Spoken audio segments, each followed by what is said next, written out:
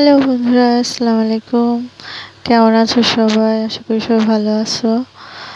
তো আমি গ্রামের বাড়িতে আসছি। গ্রামের বাড়ি এসে ভিডিওটা করা।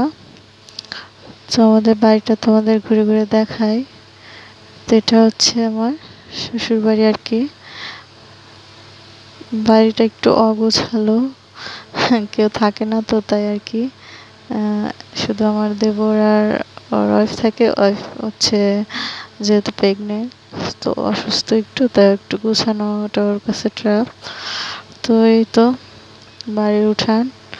তো এখানে আমার হাজব্যান্ডের গাড়িটা রাখা আছে। সে শখ করে আবার একটা বাইক কিনেছে। তো এটা হচ্ছে রান্নাঘর, এটা আমার শাশুড়ির ঘর। এটা হচ্ছে বাইরের আর কি, আমার শ্বশুরের আর কি জমি আর কি, ধান লাগানো হয়েছে।